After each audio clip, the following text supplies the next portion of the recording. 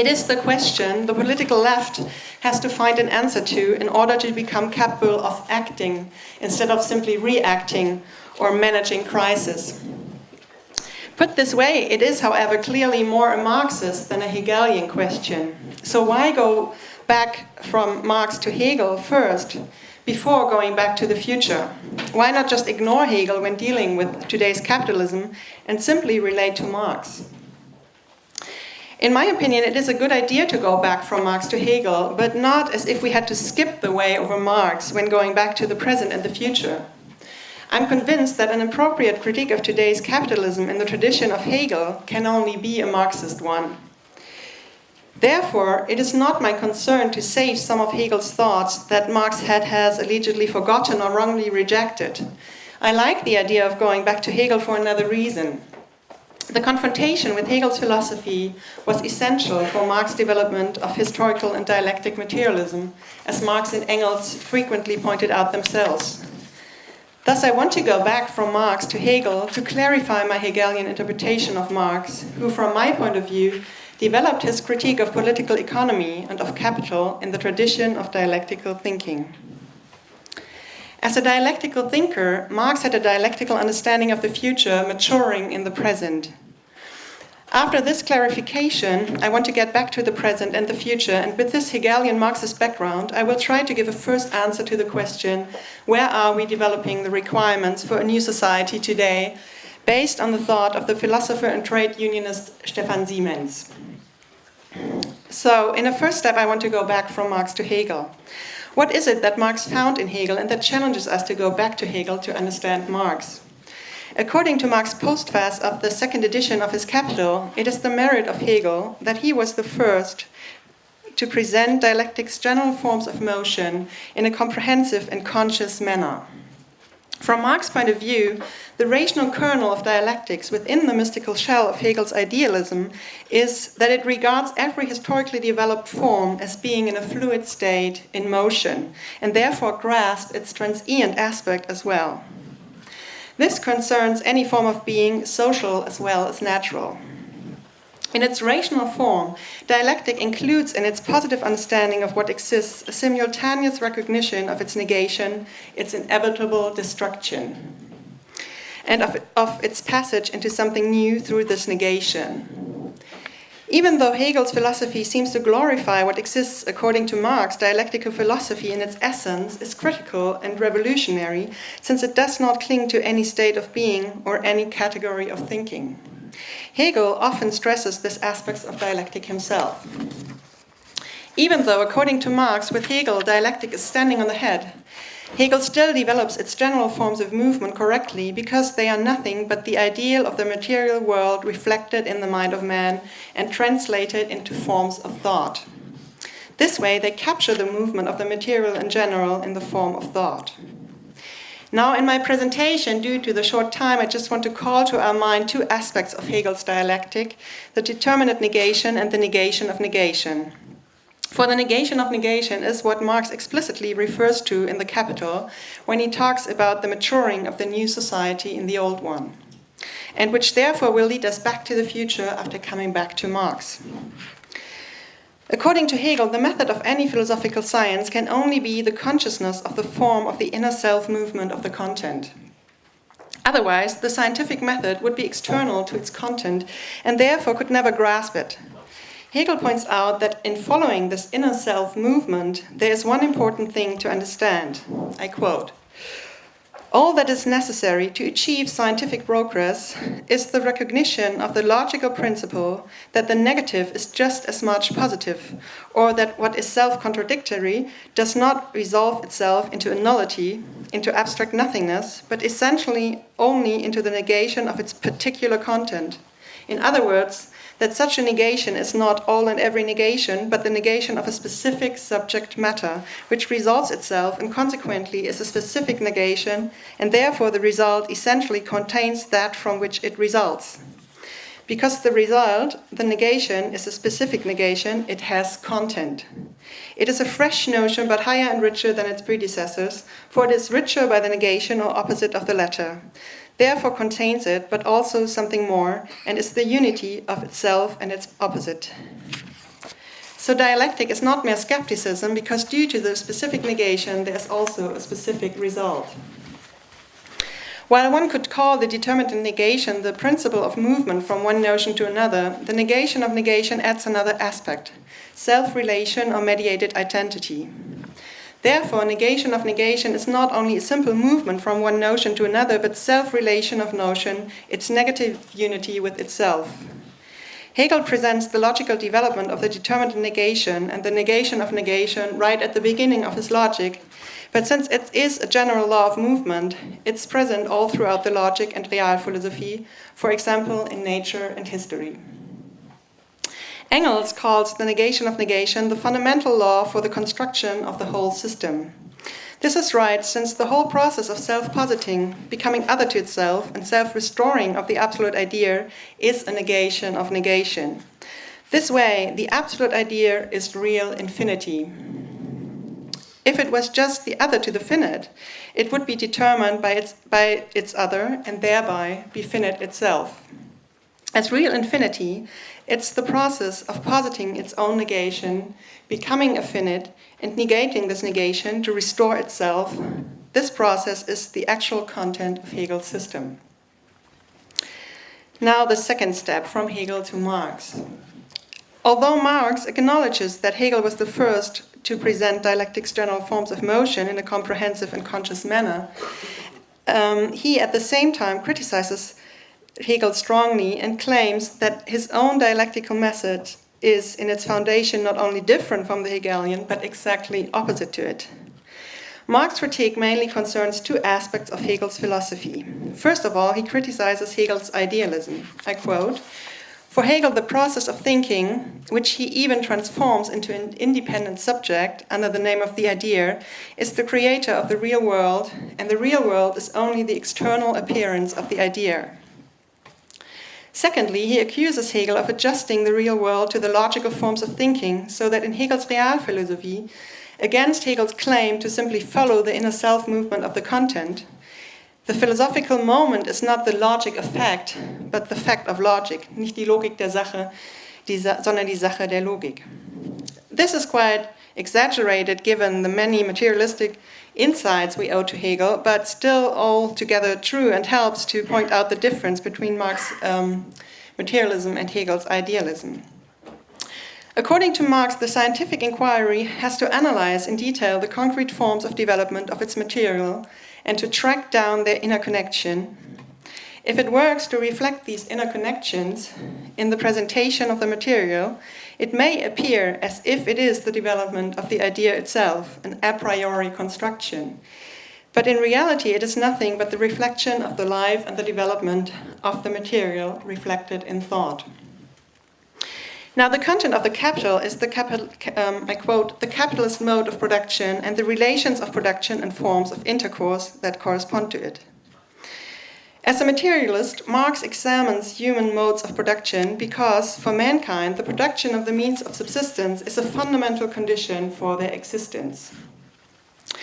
It's the production of material life itself and their first historical act, since there is no history of mankind without the existence of human beings. It's Marx's important materialistic insight that men are not free in how to produce their means of subsistence. The modes of production, on the one hand, depend on natural conditions, for example, geological ones.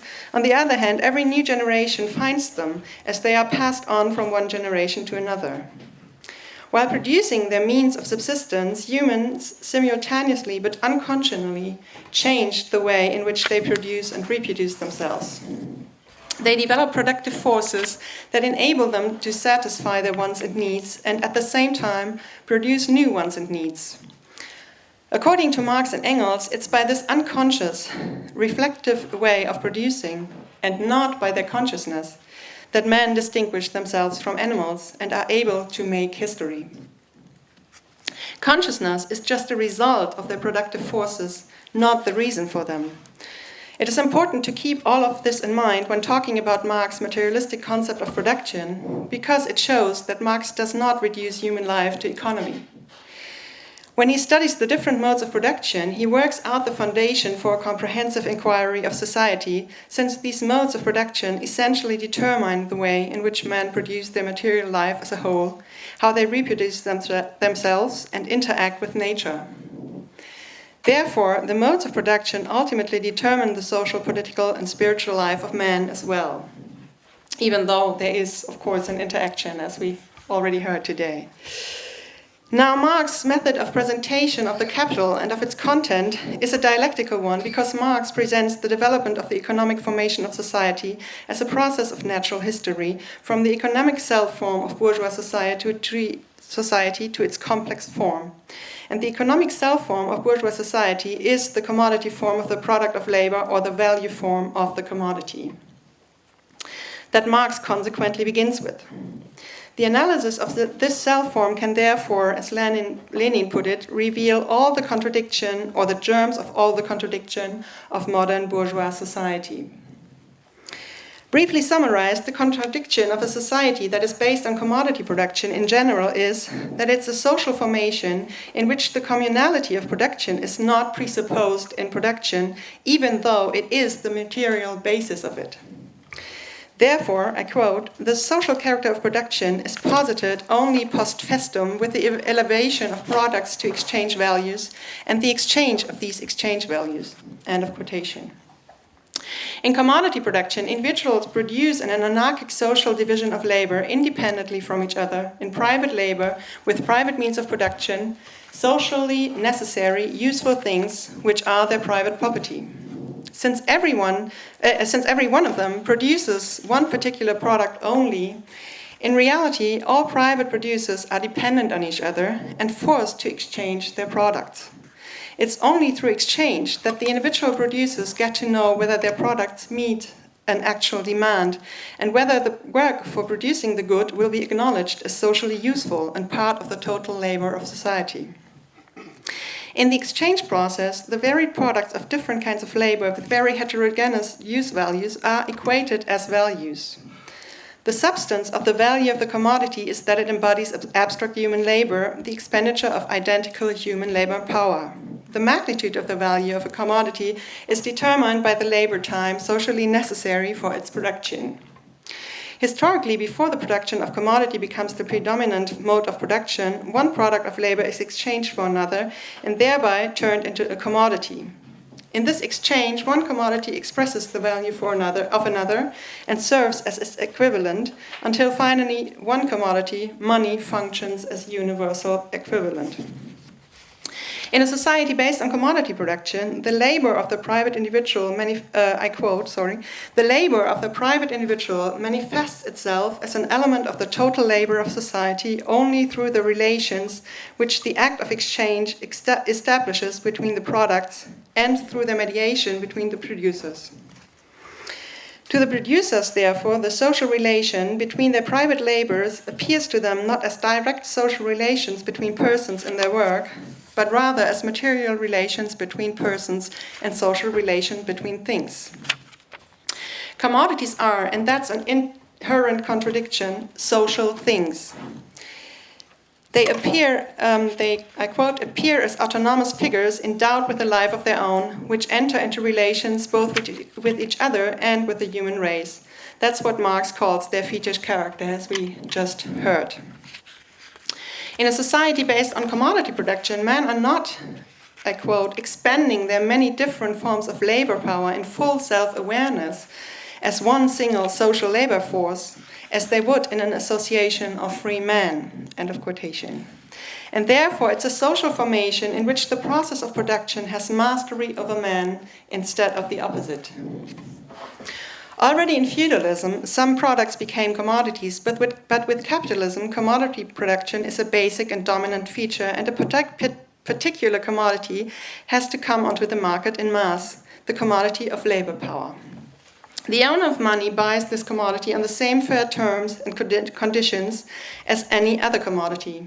He buys it at its value, which is the labor time it takes to reproduce it. In other words, the value of the means of subsistence the worker needs for the maintenance of his labor power. But labor power is the only commodity that creates value when being consumed. Now the money owner exploits labor power by letting its owner work longer than necessary to produce the value that is necessary for its maintenance.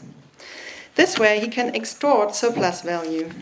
With the exploitation of the commodity of labor power by extorting surplus value, money transforms itself into capital.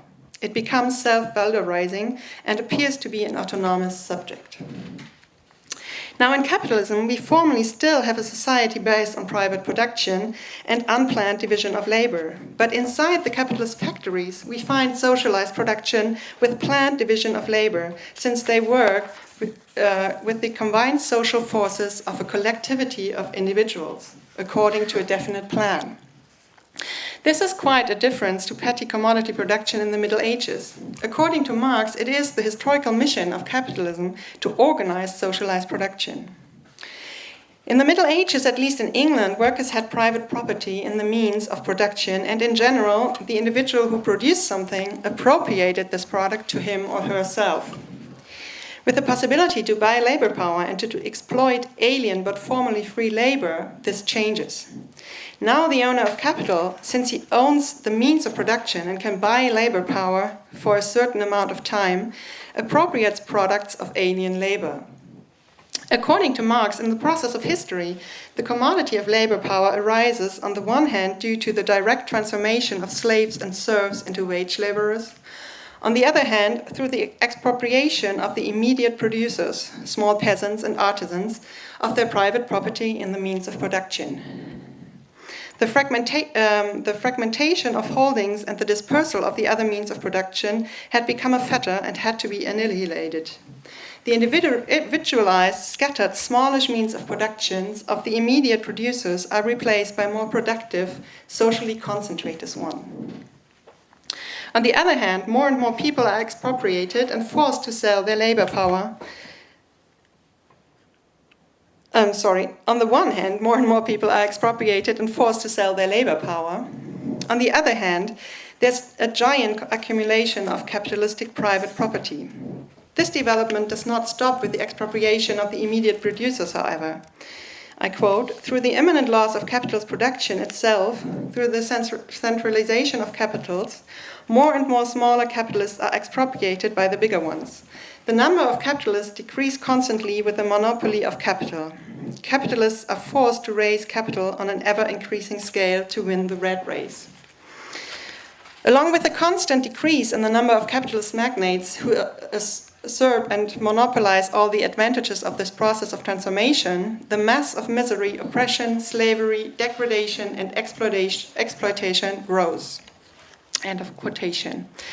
I'd like to mention here that many aspects of this dynamic of capitalism were also noticed by Hegel.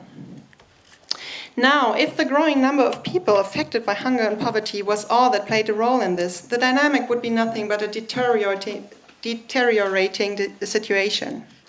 According to Marx, there is another aspect to it. It's part of the dialectics of capitalism that, with the proletariat, it produces its own grave diggers. It's the historical mission of capitalism to organize social production in the factory with socialized means of production and masses of cooperating workers. But in this way, the proletarians are, I quote, trained, united, and organized by the very mechanisms of the capital process of production. End of quotation. Of production itself. Capitalism produces the class that wants to abolish class rule, the proletariat. Proletarians are certainly not only blue-collar workers, but everyone who is forced to sell their labor power to earn their living. Marx mentions teachers as well as butchers. Now, the contradiction between socialized organization and the individual factory and social anarchy in the production as a whole becomes more and more obvious, and finally, I quote, "The centralization of the means of production and the socialization of labor reach a point at which they become incompatible with their capitalist integument. It is with the capitalistic mode of appropriation by only a few capitalists. The knell of capitalist private property sounds. The expropriators are expropriated." To grasp this historical process as a whole, Marx refers to the general dialectical law of the negation of negation. The first negation is the negation of the feudal individual private property. based on the labor of its owner by capitalistic private property. I quote, "But capitalist production begets with the inexorability of a natural process its own negation. This is the negation of the negation. It does not re-establish private property, but it does indeed establish individual property on the basis of the achievements of the capitalist era, namely cooperation and the possessions in common of the land and the means of production produced by labor itself." End of quotation. Put this way, we can understand this entire historical process as the development of individual property. For a free association of men in which the free development of each is the condition of the free development of all, individual property, thanks to which everyone can satisfy their wants and needs, is essential. But Marx demonstrates that the requirement for individual property for everyone, for the satisfaction of everybody's wants and needs on a high level, is conscious social production. Conscious socialized production is not the abolishment of individual property, but in fact its realization.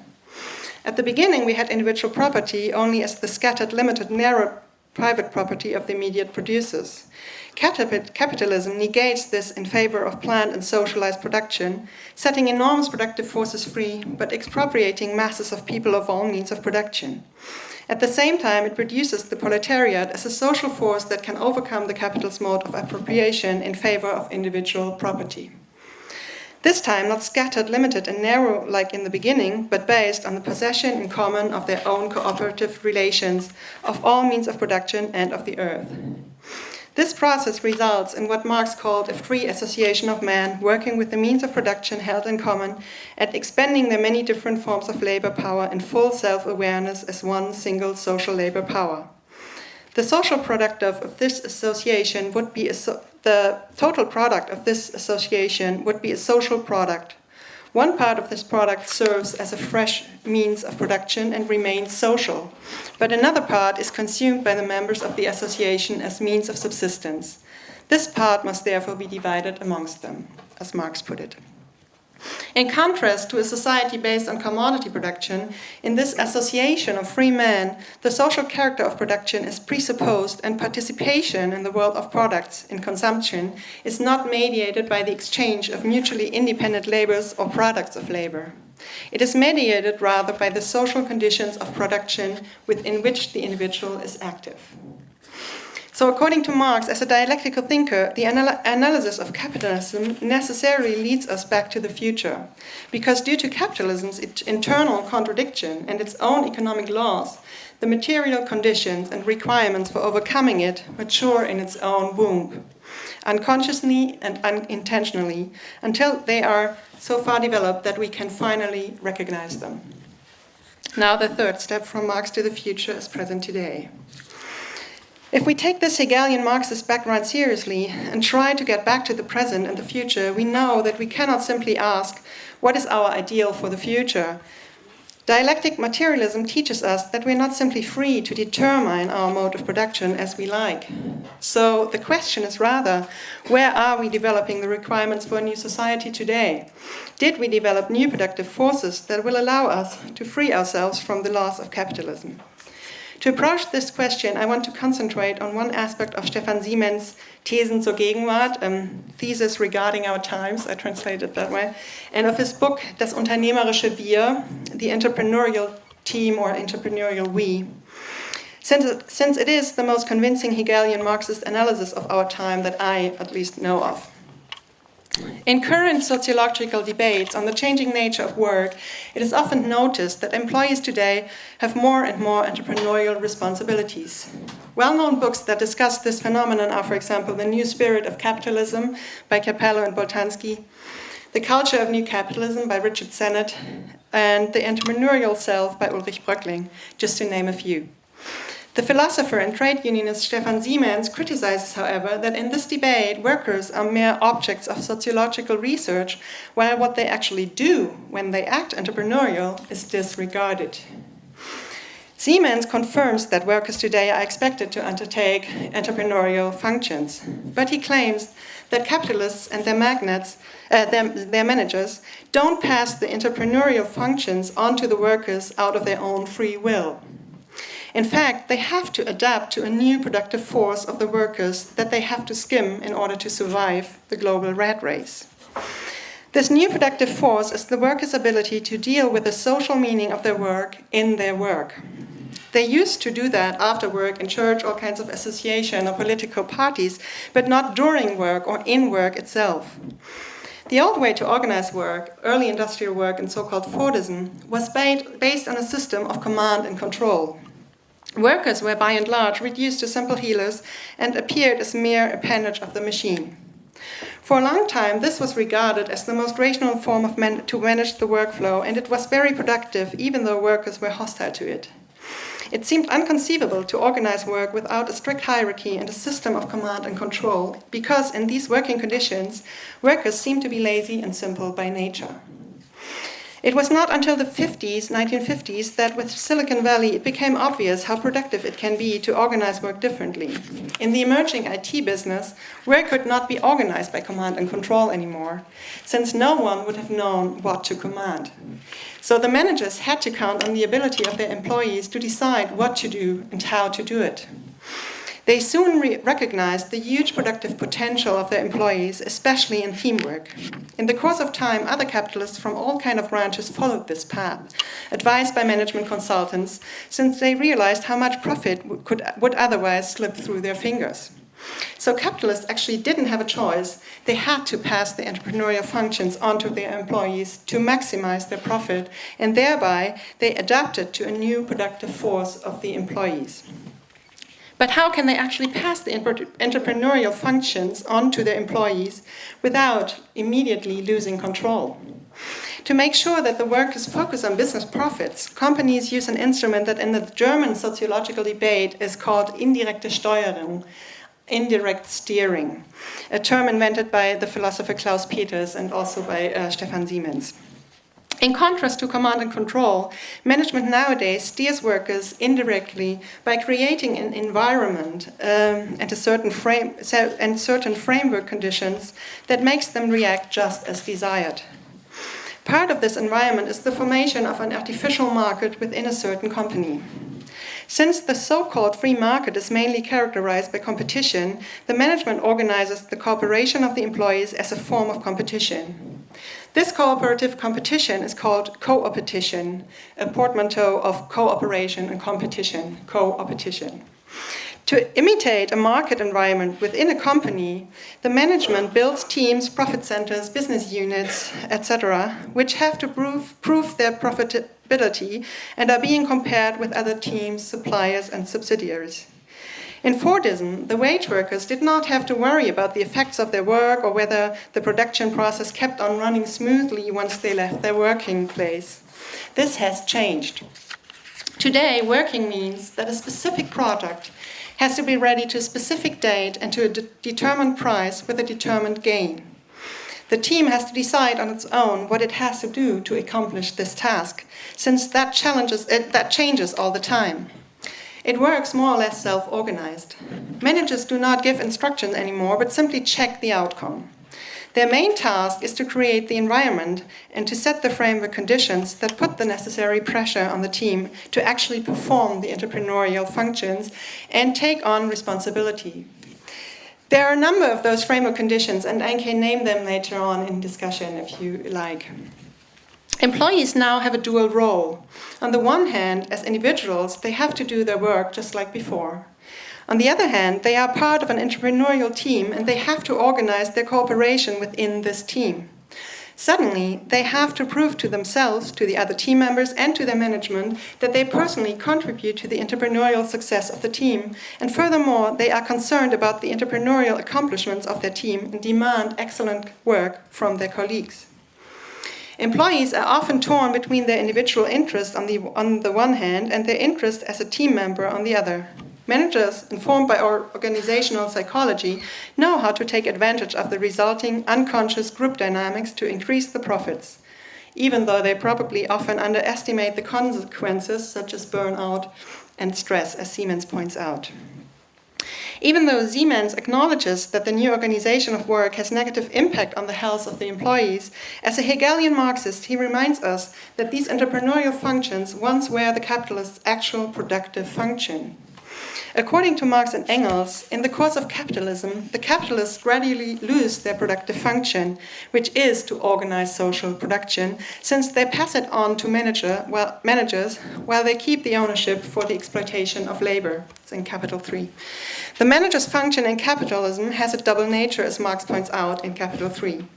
On the one hand, he has to act on behalf of the capitalist and therefore represents the supremacy of capital over labor. On the other hand, he is himself a highly paid proletarian who has a productive function to organize combined labor. By passing this productive function to the managers, according to Marx, I quote, the capitalist has become no less redundant, just as he himself finds the big landowner redundant. End of quotation.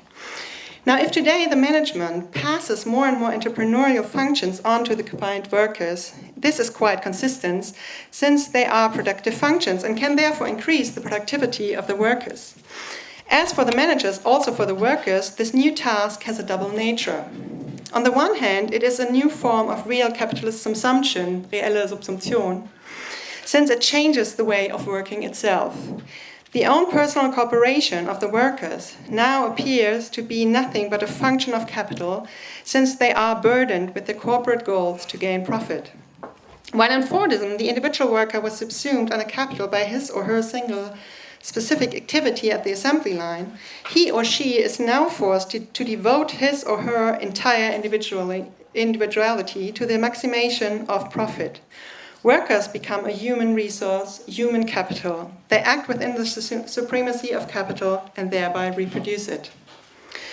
On the other hand, these functions are productive ones. In capitalism, profitability is the criterion to decide whether a certain labor is socially meaningful and productive. It is certainly quite a confined criterion, since it directly identifies productivity and profitability. Nevertheless, it is the way in which, in a society based on a commodity production, the social character of production is reflected after all. Through market and profit orientation, the entrepreneur reflects the socially useful character of his company's product, as well as their ability to serve as a commodity and to be acknowledged as a product of abstract labor. To be successful, he constantly strives to improve the forms of cooperation, the means of production, the ways of distribution, and so on and so forth. So by appropriating the entrepreneurial functions, the workers deal with the social character and meaning of their work in the confined form of profitability. Or to put it in Hegelian terms, they deal with a meaningful content in a perverted and confined form. The ability to organize labor and combined cooperation efficiently and economically is useful for mankind, even though in capitalism it only serves to intensify work and to exclude people from the working process. In a future society, it could actually help us to reduce the amount of work that is necessary and give us time to do other things. Marx often mocks the confinement of the capitalist criterion to decide whether a certain labor is socially meaningful and productive, famously in theories of surplus value. The ecological and humanitarian crisis produced by capitalism forces us to deal with this capitalist confinement. In capitalism, the ecological and social impact of the products of our labor and of their production process can only be considered as far as they do not limit profit expectations. Right now, employees start to deal with this confinement. In contrast to a real entrepreneur, they can reflect the difference between productive work and profitability, because for them, profit is not an end in itself. They are not real entrepreneurs or subsumed under entrepreneurship, but only perform entrepreneurial functions as combined workers who have to sell their labor power. Workers more and more experience that they actually know how to produce more reasonably with respect to the ecological and social impact of their work, but are hindered by the capitalist mode of production. This way, they experience the difference between productivity and profitability. This can be quite a crucial test. While the capitalist owes his existence to the confinement to profit, and therefore, as capitalist, although not as a human being, of course, has no interest in overcoming it. Workers will want to change the mode of production as soon as they understand that it has become, to speak with Marx, a fetter to their newly gained productive force. To sum up, According to the analysis of Stefan Siemens, we presently learn how to deal with the social meaning of our work in our work itself, although through a confined criterion of profit. We learn how to jointly and autonomously organize cooperation, and due to the global market within major corporations, we do that on an international level. The ability to relate all of our activities to social labor as a whole and to organize our forms of cooperation ourselves is an essential requirement for a new society. This way, as Hegel would call it, workers today learn to produce socially for itself, oder für sich, not only in itself, an sich. If we look at the current change of work from this angle, we do not primarily see the decline of bourgeois moral values and achievements, but we can recognize that it is actually at the same time the development of something new. It is the beginning of a new productive force that workers are not yet able to fully unfold because they have to cooperate within the limits of private companies. If this analysis was right, it would be the task of the political left to raise the consciousness of the people for this development and to support the workers to autonomously appropriate this new productive force. Of course, this is only one aspect of the current developments, but I think that from a Hegelian Marxist perspective, it is a decisive one. For it is to be hoped that the conscious development of this new productive force, besides other current developments, will enable us to establish a social formation in which we can jointly satisfy our wants and needs and have mastery over the process of production. In this new society, this time, not just their representatives, but the workers themselves would master the process by relating their many individual activities to the needs of society as a whole. Individuals would not be subordinated to society as a whole, but were able to appropriate it jointly and individually. This way, socially planned production and individual freedom would be compatible, just as Marx had claimed it for an association of free men, or to be quite clear, let's say, free humans. But probably the writer Brecht was all too right. It's just the simple thing that's so hard to do. Thank you for your kind attention, and I'm very much looking forward to your comments.